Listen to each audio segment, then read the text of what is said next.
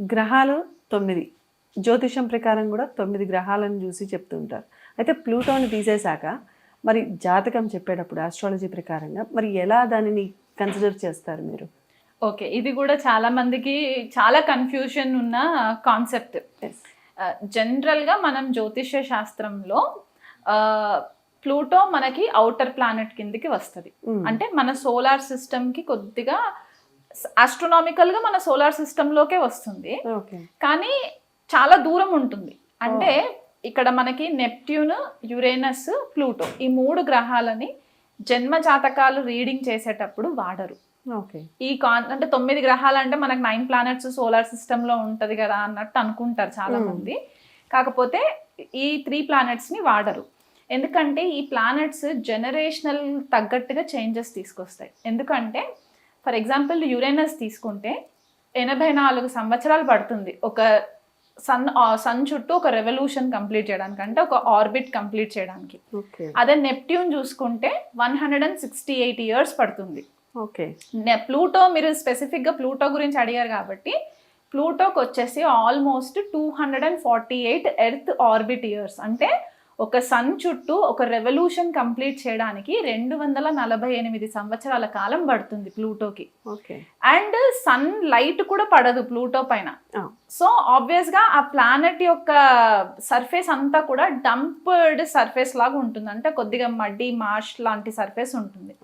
ఈ గ్రహాలని మన ఆస్ట్రాలజర్స్ అంటే ప్రీవియస్ జనరేషన్స్ ఎవరైతే, మనం బృహత్ పరాశ్ర, మనకి పరాశ్ర గురించి చెప్పాను, లేకపోతే వరాహ మిహిర, సరవళి, వీళ్ళందరూ ఎవరైతే ఆస్ట్రాలజర్స్ మనకు అప్పట్లో మునులు ఉన్నారో వాళ్ళు ఏం చేశారంటే, ఇది ఎక్కువ కాలం టైం పడుతుంది కదా ఒక రవి చుట్టూ ఇంత టైం తీసుకోవడానికి అండ్ భూమి పైన ఎఫెక్ట్స్ చూపించడానికి అని చెప్పి వాళ్ళు ఏం చేశారంటే స్పెసిఫిక్గా మేధని జ్యోతిష్యం కోసం వాడారు. మనకి 9 గ్రహాలు వాడుక భాషలో ఉన్న గ్రహాలు ఏంటంటే రవి, చంద్రుడు, బుధుడు, శుక్రుడు, కుజుడు, గురువు, శని, రాహు, కేతు. ఈ గ్రహాలు, ఈ రాహుకేతులు మళ్ళీ మనకి ఛాయాగ్రహాలు. ఇవి మనకి కాస్మిక్ స్కైలో కనపడరు. అంటే ఈ రాహుకేతువులు కూడా చంద్రుడి నుంచి నోడల్ పాయింట్స్, అంటే ఒక సౌత్ నోడ్ని, నార్త్ నోడ్ని, అంటే ఈ సౌత్ సైడ్, నార్త్ సైడ్ ఏదైతే డెస్టినీ పాయింట్స్ అని చెప్పేసి అంటూ ఉంటామో అక్కడ ఈ రాహుకేతు పాయింట్స్ ఇమాజినరీ పాయింట్స్ అన్నమాట. చంద్రుడి పైన ఉన్న ఇమాజినరీ పాయింట్స్ ని బేస్ చేసుకొని మనకి రాహుకేతు కన్సిడరేషన్ లోకి తీసుకోవడం జరిగింది. దీని వెనకాల మళ్ళీ మనకి కొన్ని పురాణిక కథలు ఉంటాయి అన్నమాట. ఆ పురాణ కథలని బేస్ చేసుకొని వాళ్ళ యొక్క ఇన్ఫ్లుయెన్సెస్ మన పైన ఎట్లా పనిచేస్తుంది అని చెప్పి. ఫర్ ఎగ్జాంపుల్ స్పెసిఫిక్గా రాహుకేతు గురించి చూసుకుంటే మనకి గ్రహణం పట్టేటప్పుడు ఏం చెప్తారు, ఏదో పాము వచ్చేసి రవిని చంద్రుడిని మింగేస్తుంది అని చెప్పి మనం చిన్నప్పుడు విన్న కథలు. అక్కడ ఏంటి అంటే రాహుకేతులు సర్పగ్రహాలుగా ఉండి ఈ ఎక్లిప్స్ అయ్యే టైంలో రవిని చంద్రుడిని కొద్దిగా కప్పేస్తున్నట్టు మనకు కనిపిస్తుంది కాబట్టి ఆ కాన్సెప్ట్ చెప్పారనమాట మనకి చిన్నగా అర్థం అవ్వడానికి. సో స్పెసిఫిక్గా మీరు ప్లూటోని అడిగారు కాబట్టి ప్లూటోని మనము జనరల్గా ఇండివిజువల్ హారోస్కోప్స్లో మనం కన్సిడరేషన్లోకి తీసుకోము.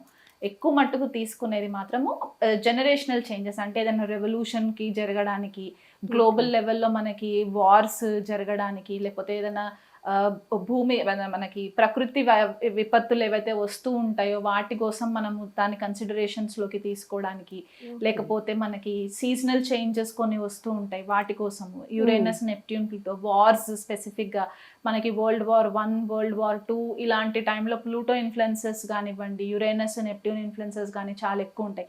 సడన్గా గ్లోబల్ లెవెల్లో స్కాండల్స్ జరుగుతూ ఉంటాయి. అవి ఫైనాన్షియల్ స్కాండల్స్ అవ్వచ్చు, లేకపోతే పొలిటికల్ స్కాండల్స్ అవ్వచ్చు.